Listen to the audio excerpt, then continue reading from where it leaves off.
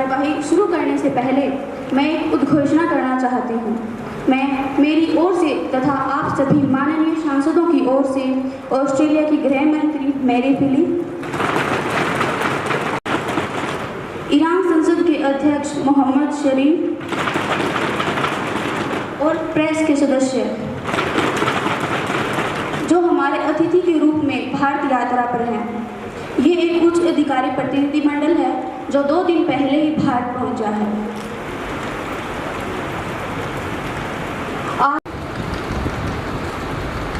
ईश्वर की शपथ लेती हूँ कि मैं विधि द्वारा स्थापित भारत के संविधान के प्रति अपनी सच्ची श्रद्धा व निष्ठा रखूंगी। मैं भारत की प्रभुता और अखंडता अक्षुण्ण रखूंगी तथा जिस पद को मैं ग्रहण करने वाली हूँ उसके कर्तव्य का श्रद्धापूर्वक निर्वहन करूंगी।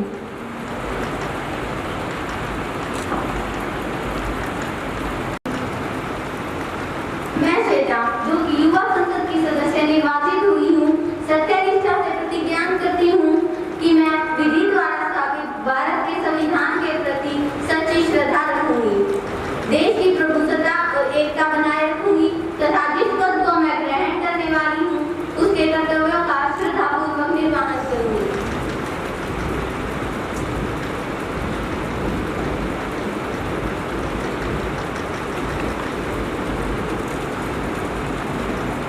अब मैं प्रतिज्ञा के लिए नैन्सी जी को आमंत्रित करता हूँ।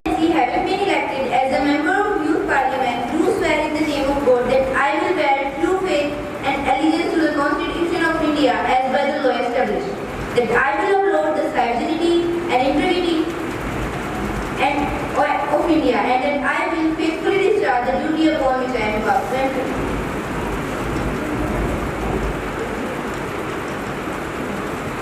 अब मैं प्रतिज्ञा के लिए भावना जी को आमंत्रित करता हूँ। शपथ किस भाषा में लेंगी?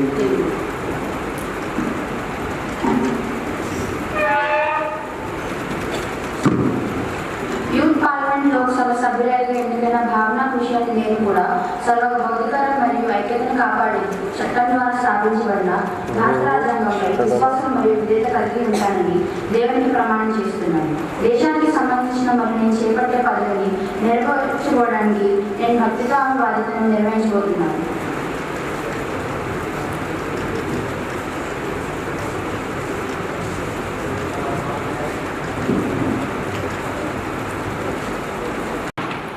और विपक्ष से नेता हैं खुशी चौहान। अब मैं माननीय प्रधानमंत्री जी से अनुरोध करूंगी कि वे नए सदस्यों का परिचय कराएं। माननीय अध्यक्ष महोदया, मैं आपके माध्यम से सदन में नए मंत्रियों का परिचय कराती हूँ। ऋतिक तिवारी जी, वित्त मंत्री। अपूर्वा भारद्वाज जी, सड़क परिवहन मंत्री। हिमांशु कौशिक जी, कृषि मंत्री। सरिता जी, स्थानीय निकाय मंत्री। भावना खुशी जी, शिक्षा मंत्री। प्रशांत परमार जी, रक्षा मंत्री। सरकार द्वारा आरंभ की गई हर घर जल योजना के अंतर्गत क्या क्या कदम उठाए गए हैं? मेरे ख्याल से तो ये सिर्फ कागजी रूप में आरंभ की गई है। असल जिंदगी में इसके कोई प्रभाव नजर नहीं आते हैं या नहीं? आप ये दावा करते हैं कि आधी से ज्यादा जनता इसके लाभ उठा रही है, लेकिन सच बताऊं तो ये योजना सिर्फ 1/4 तक ही सीमित रह गई है। जब यह योजना आरंभ की गई थी तो कुछ क्षेत्रों में इसके प्रभाव दिखाई दिए थे, लेकिन बाद में तो यह योजना 19 क्षेत्रों तक ही सिमट कर रह गई। क्या सरकार इसमें कोई सफाई देना चाहती है? माध्यम से माननीय सदस्यों को यह बताना चाहूंगा, हर घर जल योजना जो 2019 में चलाई गई एक योजना है, जिसके अंतर्गत 2024 तक हर ग्रामीण क्षेत्र में नल से पानी का कनेक्शन देने के लिए चलाई गई योजना थी। हमारे इस योजना को चले हुए लगभग 2.5 साल हो गए हैं और हमने इन सालों में हर ग्रामीण क्षेत्र में पाइपलाइन बिछाने का कार्य समाप्त कर दिया है। माननीय अध्यक्ष, पाइप तो बिछा दी है, लेकिन पानी कहाँ है? और वो बिना पानी के लगाई या न लगाई एक ही समान से बता देना चाहूंगा, हमारे कार्यकाल में योजना का योजना की समाप्ति में अभी आधा समय बचा हुआ है।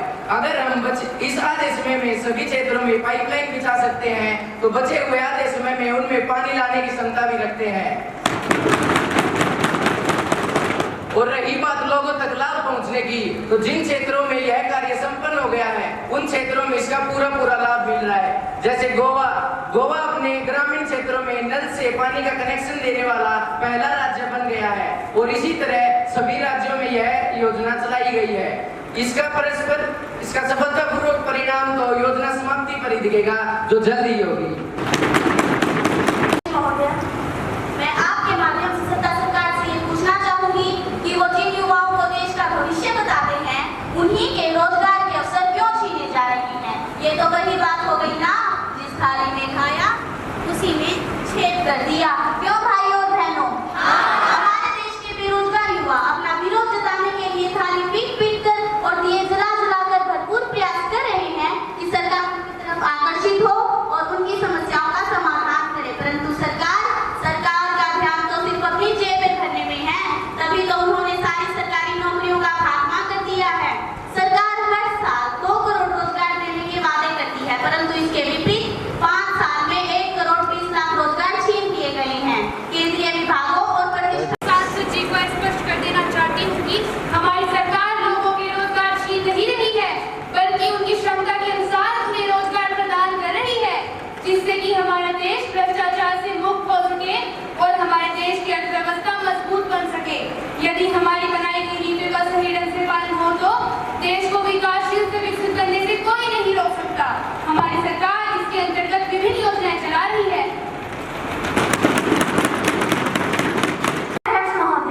मैं आपके माध्यम से मान्यवर से पूछना चाहूंगी कि भ्रष्टाचार के कारण युवा शिक्षित होते हुए भी बेरोजगारी का सामना कर रहे हैं। मैं फिर कहना चाहूंगी, युवा शिक्षित होते हुए भी बेरोजगारी का सामना कर रहे हैं। इस समस्या से निपटने के लिए कौन से प्रयास कर रहे हैं इनके?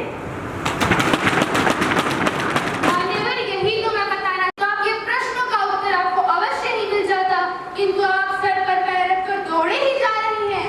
जरा ठहरिए, अपने प्रश्नों के उत्तर तो सुनते जाइए। हाँ, तो आपका उत्तर इस प्रकार है। प्रधानमंत्री स्वरोजगार योजना के तहत देश के विनिर्माण क्षेत्र के लिए 25 लाख और सेवा क्षेत्र के लिए 10 लाख रुपए का प्रावधान दिया जा चुका है।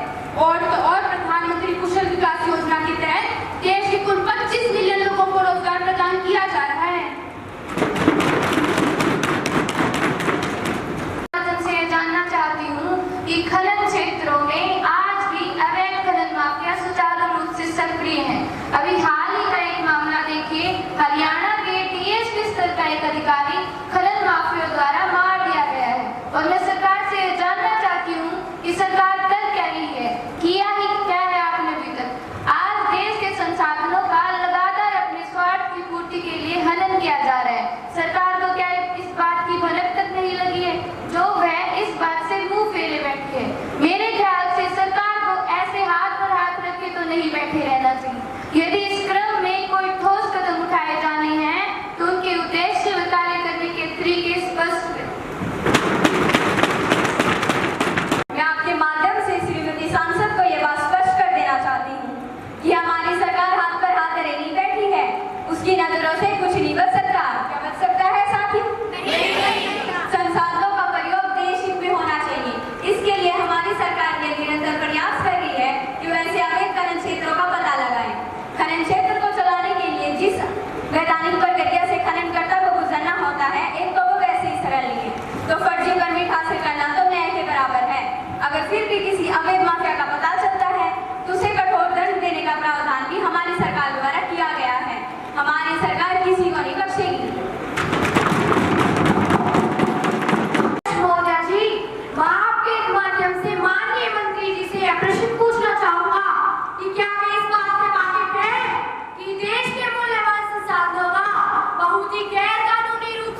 विदेशों में निर्यात बढ़ रहा है।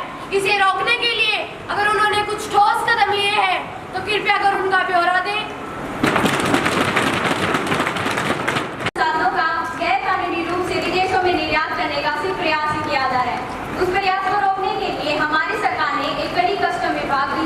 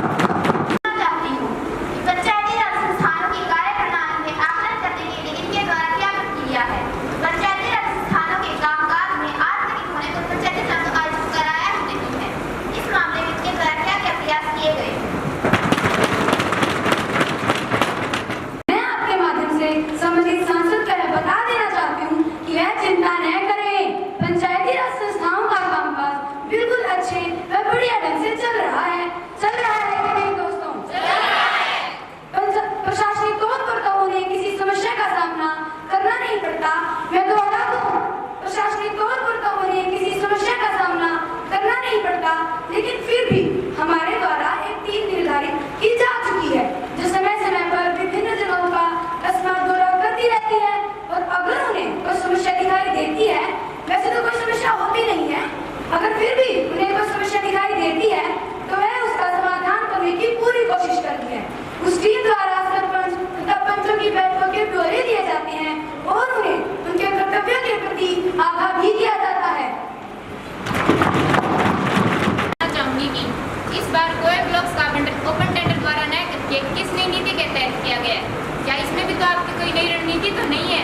तो सबसे बड़े घोटालों में से कोयला घोटाले की फाइलें मंत्रालय से गायब है। कहीं सरकार अपने खास लोगों को बचाने का प्रयास तो नहीं कर रही? फाइलें गायब हो रही हैं, घोटाले लगातार बढ़ते जा रहे हैं। न जाने ऐसे वक्त पर यह सरकार हमेशा सुस्ती में क्यों रहती है? सदस्यों को सूचित करना चाहती हूँ कि हम तो सुस्ती दिखा रहे हैं महाशय, लेकिन आपकी सरकार तो हमेशा नींदों में ही रहती थी।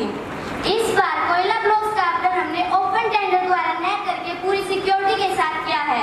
ऐसा करके हमने कुछ गलत तो किया नहीं, अपितु सस्ता बिजली उत्पादन भी किया है और तो और करोड़ों रुपए यूं ही बर्बाद होने से बचाए हैं। लेकिन मुझे इस बात से खेद हो रहा है कि मंत्रालय से 150 फाइलें गायब हो गई हैं। इस विषय में सरकार किसी को बचाने का प्रयास नहीं कर रही है। विरोधी व्यक्ति और संस्था के विरुद्ध सख्त कार्रवाई की जाएगी। कानून अपने कार्य में लगा हुआ है और कोयला घोटालों का केस अभी सर्वोच्च न्यायालय में चल रहा है, अतः हमें न्यायालय के निर्णय की प्रतीक्षा करनी चाहिए। न जाने इस देश को कैसे संभालेंगे। तो अगर जनता हमें इस काबिल न समझती तो आज आप विपक्ष में न खड़े होते। क्यों दोस्तों? यह हो सकता है कि कोई अपना मार्ग चुने भी और उस पर अकेला भी न हो, मगर राजमार्ग पर चलने वाले लोग सुन रहे हो, मगर राजमार्ग पर चलने वाले लोग राजमार्ग को नहीं चुनते बल्कि राजमार्ग उन्हें चुनता है। मैं आपके माध्यम से सड़क परिवहन मंत्री जी से ये पूछना चाहूंगा कि मंत्री जी, चलो मान लेते हैं आपने सड़कें बनवाई, चलो ये भी मान लेते हैं कि आपने सड़कें गांवों तक पहुंचाई और ये भी मान लेते हैं कि आपकी सरकार काम अच्छा कर रही है, पर जो हर शहर में लगने वाली स्ट्रीट लाइट जिसका बजट 8500 करोड़ रुपए आवंटित किया गया था, वो कहाँ गया?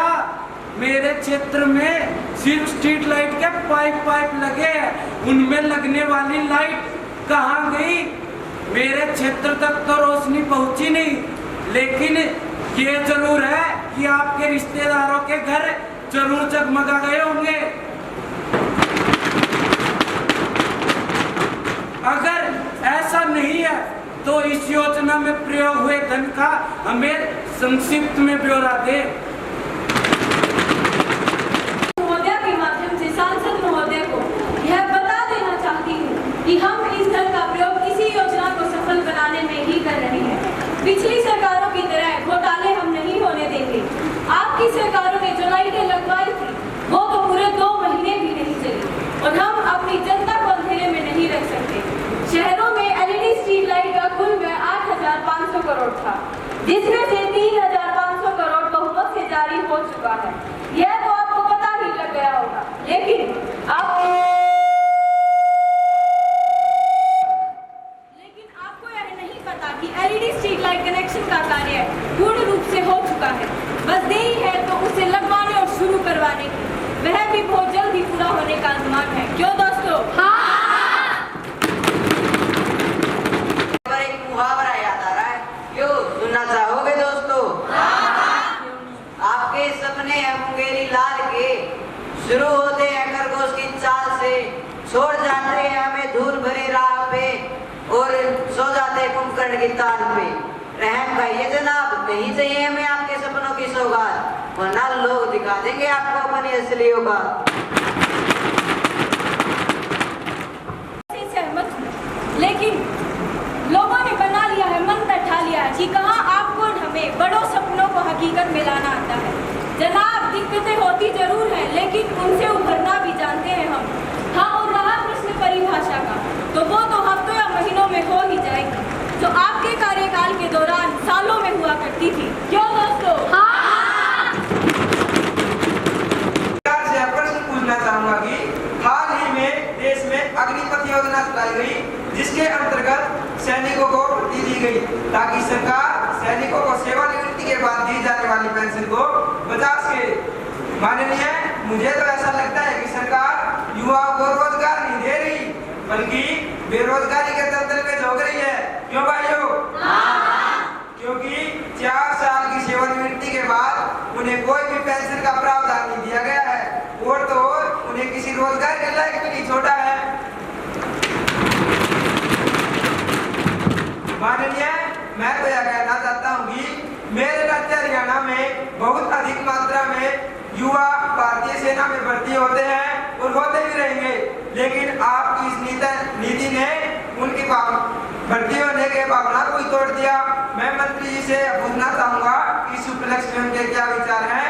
अतः माननीय महोदय के माध्यम से कहना चाहूंगा, खाली वोट मांगने से कुछ नहीं होता मंत्री जी, लोगों के दुख दर्द भी समझने होते हैं, जिस तरह आप अपने सगे संबंधियों समझते हैं। सांसद महोदय व उनके साथियों को बता देना चाहूंगा कि वो जिस हरियाणा राज्य की बात कर रहे हैं, सबसे ज्यादा अग्निवीर हर बार की तरह इस बार भी उसी राज्य से चुने गए हैं। और रही बात विरोध प्रदर्शनों की, तो महोदय इस देश की जनता पागल नहीं है जो आपकी चालबाजियों को न समझे। और रही बात पेंशन की, तो महोदय मैं आपको बता देना चाहूंगा कि अग्निवीर पहले वर्ष में ही 4,76,000 रुपए तक कमा सकते हैं, और 4 वर्ष के अंतराल में उनकी यह राशि 6,92,000 रुपए प्रति वर्ष तक पहुंच जाएगी। और वैसे भी मेरे देश के अग्निवीर आपकी तरह पैसों के लिए नहीं, देश के लिए काम करते हैं। और आप कह रहे हैं कि कार्यकाल बहुत थोड़ा है, तो मैं आपको बता देना चाहूंगा कि कार्यकाल की अवधि खुद अग्निवीरों के हाथ में है। यदि कोई अग्निवीर अपना कार्य निष्ठापूर्वक करता है तो उसे सेना में ही रखा जाएगा। पूछना चाहूंगी कि जो सांप्रदायिक दंगे दिन पर दिन बढ़ते ही जा रहे हैं, विगत 3 वर्षों में प्रत्येक वर्ष और इस वर्ष के दौरान भी विशेषकर दिल्ली व कोलकाता में न जाने कितने ही मामले दर्ज किए गए हैं। क्या सरकार द्वारा उसके कारणों की पहचान कर ली गई है? क्या सरकार द्वारा इस विषय पर जानकारी जुटाने के लिए कोई समिति गठित की गई है? कभी ऐसा तो नहीं है सरकार ये सोचती हो कि सीट से ठिकाने पर वह पूरी छूट जाएगी? अगर ऐसा है तो आपको बता देना चाहती हूँ, इन दंगों की वजह से न जाने कितने ही लोगों को जान और मान की हानियां हुई है। क्या सरकार द्वारा पीड़ितों की समस्या का समाधान कर दी गई है? कभी ऐसा तो नहीं है सरकार ये कहती है, कभी सरकार ये भी सोचे कि वे अपनी जिम्मेदारी से पल्ला फाड़ देंगी। क्यों? सही कहा ना मैंने? अगर ऐसा नहीं है तो कष्ट करें। यदि ऐसा ही है तो मैं आपको बता देना चाहती हूँ मंत्री जी, लोगों की लाशों पर सरकार ज्यादा नहीं टिकती। मैं चाहती हूँ कि अरे माननीय पर जी, देश में इतने दंगे होते ही नहीं है, ये तो अखबारों की हवा का कमाल है। जैसे ही हवा लगती है खबर पानी की तरह बह जाती है, जिसको समेटना मुश्किल हो जाता है। ये हमारे संसदीय कार्य क्षेत्र में नहीं आता। समाचार पत्र प्रकाशन के लिए स्वाधीन है। अगर आपको इनके प्रकाशन से कोई समस्या है तो आप अदालत का दरवाजा खटखटा सकते हैं। और मैं आपसे अनुरोध करती हूँ कि आप मुद्दे से हटकर बातों को गोल गोल घुमाना बंद करें और आपसे जो प्रश्न पूछा गया है उसका सही उत्तर दें। मैं आप लोगों को बिल्कुल स्पष्ट तरीके से बता दूं कि हमारी जो राज्य सरकारें हैं वो कानून के मौजूदा प्रावधानों के अंतर्गत ऐसे अपराधों से निपटने के लिए पूर्णतया सक्षम है। क्यों भाइयों? हमारी राज्य सरकारें कानून के मौजूदा प्रावधानों के अंतर्गत कानून और व्यवस्था को बनाए रखने के लिए राज्य सरकार की सहायता के लिए सशस्त्र पुलिस बल को तैनात किया जाता है, जो कि बिल्कुल सही तरीके से काम है। वह सांप्रदायिक उग्रवादी हिंसा, विस्फोटों और गोलाबारी से पीड़ितों और पीड़ितों के परिवार की सहायता के लिए केंद्रीय स्कीम को कार्यान्वित करता है, जिसके अंतर्गत पीड़ितों के परिवार को 3 लाख रुपए तक की वित्तीय सहायता प्रदान की जाती है। यदि उससे ज्यादा हानि हो तो 5 लाख रुपए तक की वित्तीय सहायता भी दी जाती है। यदि अब भी कोई शंका है तो आप लोग पूछ लीजिए। मुझे आशा नहीं है कि आप लोगों को अब भी कोई शंका होगी, लेकिन अगर है तो आप लोग पूछ सकते हैं। मैं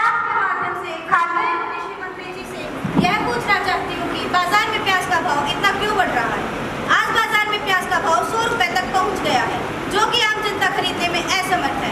क्यों, सही कहा ना साथियों? आप लोग तो बड़े बड़े नेता हैं, आपका क्या है, आप प्याज खाइए या घी शक्कर, परंतु आम जनता को तो सब्जी में भी प्याज नसीब नहीं हो रहा। और तो और भाइयों, इस सरकार ने टमाटर का भाव भी इतना बढ़ा दिया कि लोगों को सब्जी में आमचूर डाल डाल कर काम चलाना पड़ रहा है। अब मैं चाहती हूँ कि खाद्य एवं कृषि मंत्री जी मुझे इस तथ्य से अवगत कराएं कि प्याज के मूल्य में बेतहाशा वृद्धि क्यों हुई। इस सरकार को अपनी जेबें भरने की पड़ी है।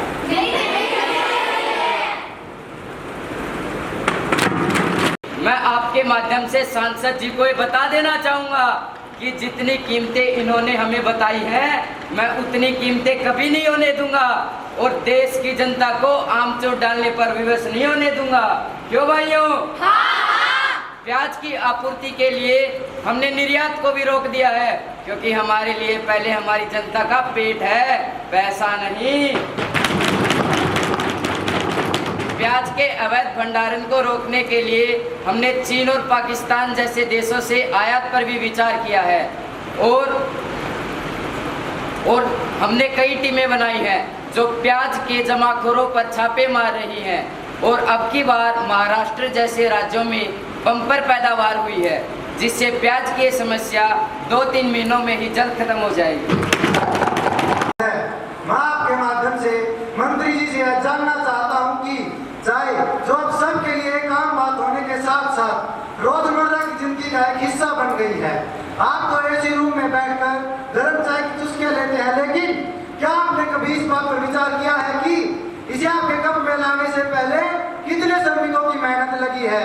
मैं यह जानना चाहता कि उन योजनाओं के नाम क्या है जिनके अंतर्गत पिछले 5 वर्षों के दौरान चाय बागान श्रमिकों की बेहतरी के लिए राज्य को धनराशि जारी की गई है और क्या इस धनराशि का उचित उपयोग किया जा रहा है? मैं आपके माध्यम से सांसद महाशय और संपूर्ण सदन को बता देना चाहती हूँ कि महाशय चाय पीते हैं तभी श्रमिक बंधुओं की हालातों से अवगत है और तभी उनके व उनके परिवार के कल्याण के लिए प्रावधान करने वाला अधिनियम बागान श्रम अधिनियम 1951 लागू किया गया था और 2021 से 22 के बजट के प्रावधान करके चाय बोर्ड के लिए 200 करोड़ रुपए उपलब्ध कराए गए। क्यों दोस्तों, कराए गए या नहीं? बागान श्रमिकों व उनके परिवारों के लिए बागान संपदाओं में और कार्यस्थल के आसपास कामगारों के बच्चों के लिए शैक्षिक सुविधाएं, पेयजल, सफाई व्यवस्था और मनोरंजन की सुविधाओं को प्रावधान दिया गया। बागान श्रम अधिनियम संबंधित राज्य सरकार के माध्यम से लागू किया गया। केंद्र सरकार ने और 2021 सत्ता पक्ष से पूछना चाहूंगा कि भारत में रत्न और आभूषणों की एक अलग ही अनोखी पहचान है और भारत में लगभग आधी आबादी तो महिलाओं की है। महिलाओं का श्रृंगार रत्न और आभूषणों के बिना अधूरा ही है। तो मैं वाणिज्य और उद्योग मंत्री जी से यह पूछना चाहूंगा कि भारत में रत्न और आभूषणों की निर्यात की वर्तमान स्थिति क्या है और मंत्रालय द्वारा गुजरात के उक्त उद्योग से संबंधित उद्योगों के व्यवसाय को बढ़ावा देने और संरक्षण के लिए क्या कदम उठाए जा रहे हैं? मैं आपके माध्यम से माननीय सांसद जी को यह बता देना चाहती हूँ कि वित्त वर्ष 2020-21 में आभूषणों का निर्यात 26 बिलियन अमेरिकी डॉलर था और अब यह 50% बढ़ गया है, जो कि 39 बिलियन अमेरिकी डॉलर हो गया है। सरकार निर्यात को बढ़ावा देने के लिए कई उपाय कर रही है या नहीं दोस्तों? मैं सांसद महोदय जी को बता दूं कि सीमा शुल्क के युक्तिकरण के मुद्दे का समाधान करने के लिए सरकार कई उपाय कर रही है, जैसे वो क्रेता विक्रेता की बैठकें आयोजित कर रही है, अंतर्राष्ट्रीय मेलों का आयोजन कर रही है। वाणिज्य विभाग ने 2015 से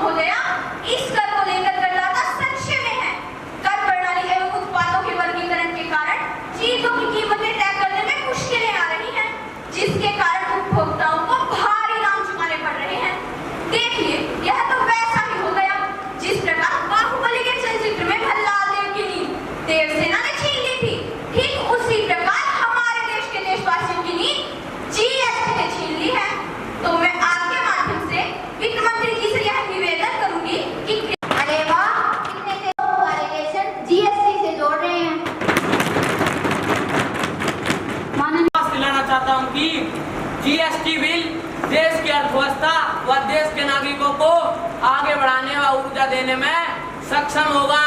हम आपकी तरह सुस्ती में नहीं रहते, क्यों भाइयों? माननीय अध्यक्ष महोदय, मैं आपके अनुमति से यहाँ श्वेत पत्र के बारे में उल्लेख करना चाहता हूँ जो सामने टेबल पर रखा है, जिसमें जीएसटी लागू होने पर भविष्य की सभी नीतियाँ शामिल हैं। यदि आप चाहें तो उसे देख सकते हैं। मैं दोहराना चाहूँगा मंत्री साहब, यदि आप चाहें तो उसे देख सकते हैं। माननीय अध्यक्ष महोदय, मैं अपने दोस्त के प्रस्ताव को तोड़ना चाहता हूँ कि जीएसटी बिल एक बाजार, एक राज्य, एकदम साधारण कर है। रेल मंत्री जी से यह प्रश्न पूछना चाहूंगी कि उनके द्वारा शुरू की गई रेल कौशल विकास योजना क्या है? रेल कौशल विकास योजना का प्रशिक्षण कैसे और कितने शुल्क पर कहाँ दिया जाता है? कृपया इसके बारे में बताएं। सांसद महोदय को बता देना चाहती हूँ कि रेल कौशल विकास योजना प्रधानमंत्री कौशल विकास योजना के तहत शुरू की गई है। यह एक कौशल विकास कार्यक्रम है जहाँ युवाओं को रेलवे के लिए प्रासंगिक नौकरियों पर विशेष ध्यान देने के साथ साथ प्रशिक्षण प्रदान किया जाता है। 3 साल की अवधि में 50,000 से ज्यादा युवाओं को प्रशिक्षण देने का लक्ष्य बनाया है। और जहाँ तक प्रशिक्षण के व्यय की बात है तो यह प्रशिक्षण निःशुल्क प्रदान किया जाएगा और प्रतिभागियों का चयन परीक्षा में अंकों पर आधारित पारदर्शी तंत्र का पालन करते हुए ऑनलाइन आवेदन से किया जाएगा। केंद्र की रेल कौशल विकास योजना का उद्देश्य भारतीय रेलवे संस्थानों के माध्यम से उद्योग से पूछना चाहती हूँ, आप जिन लोगों को प्रशिक्षण देने की बात कर रहे हैं, उन्हें इसका लाभ मिल भी रहा है या नहीं? मुझे ऐसा नहीं लगता। अगर ऐसा नहीं है तो स्पष्ट करें। चाहती हूँ कि हम युवाओं को स्किल्स भी सिखाएंगे और प्रशिक्षण भी देंगे जो रेलवे विभाग से जुड़े हैं, लेकिन हम इस बात की गारंटी नहीं लेते कि सभी युवा जिन्हें प्रशिक्षण दिया गया है उन्हें नौकरी मिले, लेकिन हम उन्हें इस तरह से प्रशिक्षित करेंगे कि समय आने पर उन्हें उनके स्किल्स के हिसाब से नियुक्त भी किया जा सकता है। हाल ही में हुए कॉमनवेल्थ गेम्स में भारतीय खिलाड़ी काफी अच्छा रहा है, परंतु क्या इस पर आपकी सरकार द्वारा उन खिलाड़ियों को कुछ सहायता या प्रोत्साहन प्रदान किया गया है? और भारतीय सरकार ने विश्व स्तरीय स्पर्धाओं में पदक जीतने वाले खिलाड़ियों के लिए उचित सरकारी नौकरियों का प्रबंध किया है, परंतु आपकी सरकार उन खिलाड़ियों को कुछ नौकरियां नहीं दे रही है। वे सरकारी नौकरियों के लिए सरकारी दफ्तरों के चक्कर लगा रहे हैं। क्या आपकी सरकार का काम इतना ही रह गया है कि वैसे नीति नियम बनाए और उन पर लागू न करें? सचिव को बताना चाहती हूँ कि हमारे देश का नाम रोशन करने वाले श्रेष्ठ खिलाड़ियों का हम खाली हाथ स्वागत नहीं करते हैं, क्यों साथियों? हम उनको सम्मान स्वरूप उपहार दिए जाते हैं। हमने स्वर्ण पदक जीतने वाले खिलाड़ियों को 1.5 करोड़ रुपए और रजत पदक जीतने वाले खिलाड़ियों को 75 लाख रुपए, कांस्य पदक जीतने वाले खिलाड़ियों को 50 लाख रुपए सरकार ने दिए हैं। भारत में बहुत सी सरकारी नौकरियां केवल खिलाड़ियों के लिए आरक्षित है। इसके अलावा जो खिलाड़ी आगे खेलना चाहते हैं, सरकार उनकी भी मदद करती है। खिलाड़ियों के लिए भारत में सरकारी नौकरियां पाना बहुत आसान है। हमने उन खिलाड़ियों से भी संपर्क के लगातार प्रयास कर रहे हैं जो सरकारी दफ्तरों के चक्कर काट रहे हैं। भारत में मंत्री जी से पूछना चाहती हूँ कि आम जनता से अपना कीमती सामान सुरक्षित रखने के लिए, उसे बैंक लॉकरों में रखवाने के लिए सरकार और बैंक दोनों जागरूकता अभियान चलाते थकते नहीं हैं, लेकिन जब उन बैंक लॉकरों में से वो कीमती सामान चोरी हो जाता है तो ना सरकार और ना बैंक उसके लिए अपने आप को जिम्मेदार ठहराता है। ऐसे में लोगों के हुए नुकसानों की भरपाई कौन करेगा? मैं, आप या सरकार?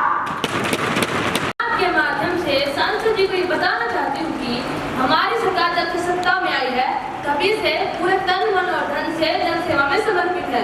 अगर आप बैंकों से सामान चोरी हुए मामलों को पिछले साल वाली सरकार के दौरान हुए मामलों से तुलना करें तो इस वर्ष इस प्रकार के मामलों में भारी कमी आई है, जो कि सरकार द्वारा लगातार चलाए गए जागरूकता अभियानों का ही परिणाम है।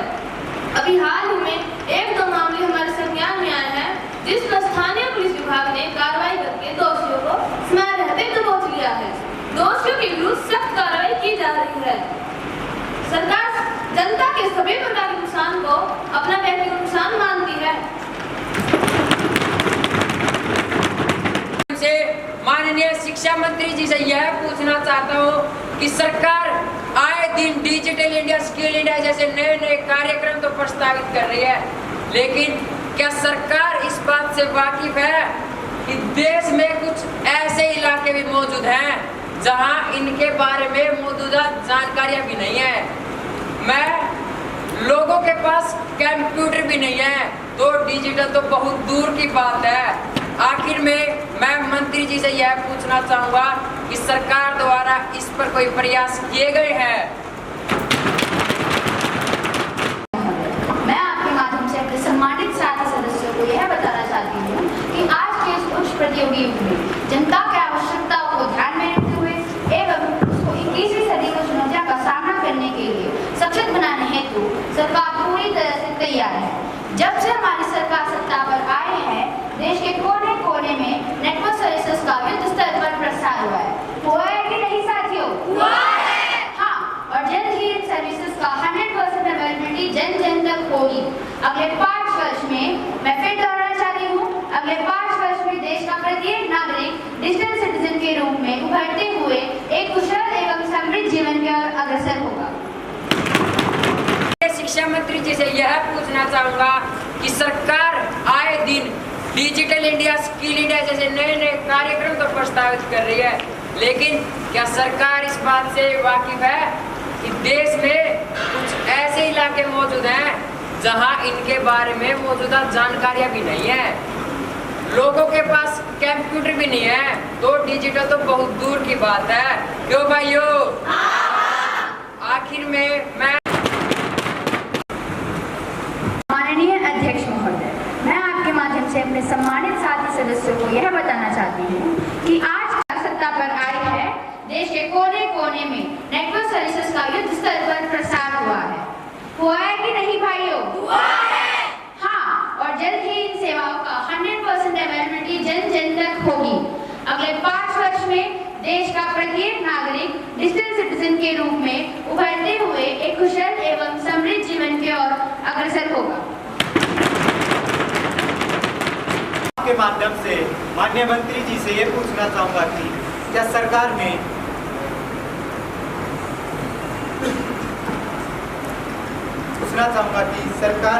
जैविक उत्पादन के निर्यात के लिए कोई विशेष कार्य योजना तैयार की है? मेरे अनुमान से तो नहीं की होगी, अगर की हो तो जरा बताइए।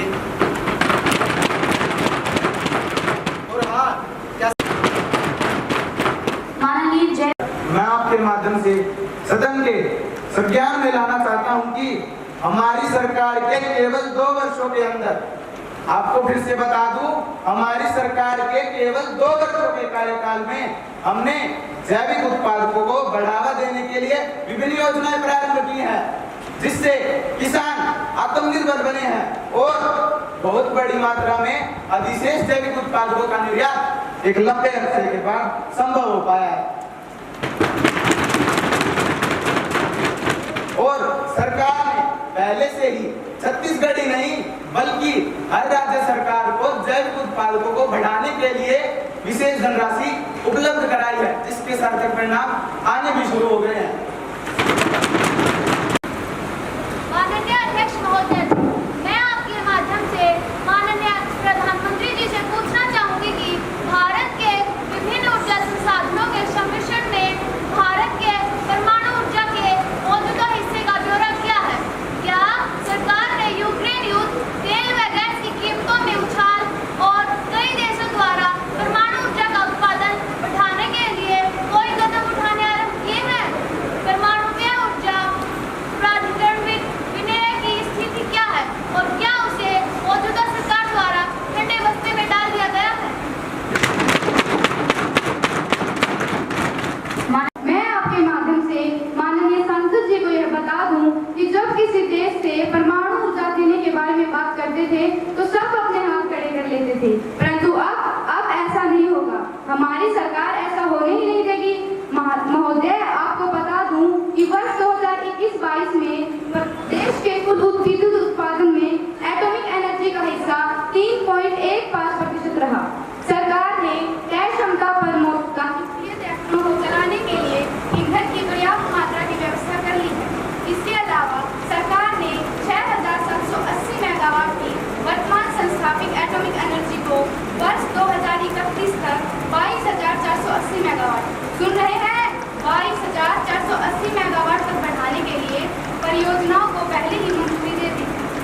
रही बात नागरिकीय सुरक्षा नियामक प्राधिकरण विधेयक की, तो 15वीं लोकसभा के भंग होने के कारण विधेयक वर्ष के ज्यादा संशोधन के साथ विचार नहीं किया जा सका। पर कैबिनेट के लिए एक नोट नए अंतर मंत्रालयीन सुझाव के बाद कैबिनेट अनुमोदन हेतु कैबिनेट सचिवालयों को प्रस्तुत किया गया। सचिवों के विभाग ने समिति को विधेयक की पुनः जांच करने की सलाह दी और विभाग ने पुनः जांच करने के लिए समिति गठित की और NSRA विधेयक 2015 को प्रस्तुत करने के लिए प्रार्थना करने वाले कैबिनेट नोट को वापस ले लिया और इस पर आगे कोई कार्रवाई नहीं की। प्रधानमंत्री जी से प्रश्न पूछना चाहूंगी कि आजकल तो परमाणु ऊर्जा संयंत्रों में विकिरण संबंधित घटनाएं सामान्य बन गई है। मुझे तो इस बात पर भी शक हो रहा है कि क्या देश के सभी परमाणु ऊर्जा संयंत्रों में पर्याप्त सुरक्षा उपाय उपलब्ध भी है या नहीं। आप जरा शांति से सुनो मेरा भाषण। पहले तो मैं आपको बता दूं कि घटना और दुर्घटना में बहुत अंतर होता है। घटनाएं तो अच्छी भी होती हैं और बुरी भी, परंतु दुर्घटनाएं तो बुरी भी होती हैं। इन्हीं दुर्घटनाओं से बचने के लिए एटॉमिक एनर्जी के सभी पहलुओं यानी संचयन, निर्माण, डिजाइन, कमीशन और प्रचालन में सुरक्षा पर ज्यादा ध्यान दिया जाता है। एटॉमिक एनर्जी का प्रचालन ज्यादा प्रशिक्षित और लाइसेंसधारी कर्मचारियों द्वारा ठोस नियामक कार्य NPCIL आवधिक सुरक्षा समीक्षाएं दी जाती हैं। आप मुझे ये बताइए, क्या आपको परमाणु बम फोड़ने हैं जो अभी आपके माध्यम से माननीय मंत्री जी से पूछना चाहूंगी कि सरकार ने हाल ही में पेट्रोलियम सहित आवश्यक वस्तुओं की कीमतों में वृद्धि की है। यदि हाँ, तो इसका क्या कारण है? सांसद जी को यह स्पष्ट कर देना चाहता हूँ कि रूस और यूक्रेन के बीच जो युद्ध चल रहा है, इसकी वजह से कच्चे तेल की कीमतों में काफी उछाल आया है। इसके परिणाम स्वरूप कच्चे तेल की कीमतों को भारी नुकसान झेलना पड़ रहा है। इसके अतिरिक्त मैं माननीय सदस्य को यह भी सूचित कर दूं कि पेट्रोल और डीजल की कीमतों का निर्धारण ब्याज दर के आधार पर किया जाता है, क्योंकि पेट्रोल और डीजल की कीमतों को सरकार द्वारा डीरेगुलेट कर दिया गया। महोदय, मैं यह कहना चाहता हूँ कि यह ठीक है कि सरकार द्वारा कीमतों में वृद्धि की गई, किंतु यह वृद्धि विशेष रूप से पेट्रोलियम पदार्थों में ही की गई, अन्य आवश्यक वस्तुओं में कोई वृद्धि नहीं की गई है। इसका मुख्य कारण अंतर्राष्ट्रीय बाजार में तेल के दामों में आई भारी वृद्धि है। मेरे विचार से यह सरकार द्वारा लोगों को समय पर दी जा रही छूट का ही परिणाम है। तेल कुल के आटे को नियंत्रित करने के लिए सरकार द्वारा कीमतों में वृद्धि की गई। मैं आपके माध्यम से सत्ताधारी पार्टी व रेलवे मंत्री जी से पूछना चाहूंगी कि जो आपकी सरकार कह रही है कि 750 मालगाड़ियों में से 30% गाड़ियों का निजीकरण किया जाएगा, जिनका आप निजीकरण करना चाहते हैं वे लाभ कमाने वाले कोच हैं और आप सिर्फ और सिर्फ घाटे में चल रही यात्री ट्रेनों को रेलवे स्टेशन के पास ही छोड़ रहे हैं। और तो और साथियों, मजेदार बात तो ये है कि निजी क्षेत्रों को केवल और केवल ट्रेन चलाने में ही निवेश करना होगा। इससे यह स्पष्ट है कि आपकी सरकार भारतीय रेलवे को नुकसान पहुंचा रही है, क्योंकि सरकार ट्रेनें बनाएगी और उन्हें निजी क्षेत्रों को दे देगी, जिसका वह खिलौने की तरह इस्तेमाल करेंगे और लाभ कमाएंगे। मैं आपको बता दूं कि आप निजी क्षेत्रों को पारिवारिक चांदी दे तो रहे हैं, पर हमने देखा है कि वह इसकी जिम्मेदारी तो संभालते नहीं है, परंतु अपना लाभ जरूर संभाल लेते हैं। तो मैं माननीय से पूछना चाहूंगी कि इसके क्या कारण है। माननीय सांसद जी को ये बता पूछती हूँ कि ट्रैक किसका है? भारतीय रेलवे का। स्टेशन किसका है? रेलवे का है। ऊपर जो बिजली के तार लगे हैं वो किसके हैं? वो भी रेलवे के ही है। सिग्नलिंग सिस्टम किसका है? वो भी रेलवे का ही है।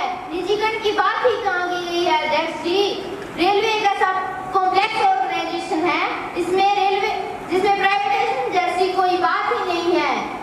यह एकदम स्पष्ट है, जैसा कि कुछ मान्यवर सदस्यों ने कहा कि रेलवे का निजीकरण किया जाएगा, ऐसा नहीं होगा। और अब कहना क्या चाहते हैं कि हमारे रेलवे का निजीकरण होगा, आप बेफिक्र हो जाइए, रेलवे का निजीकरण नहीं किया जाएगा।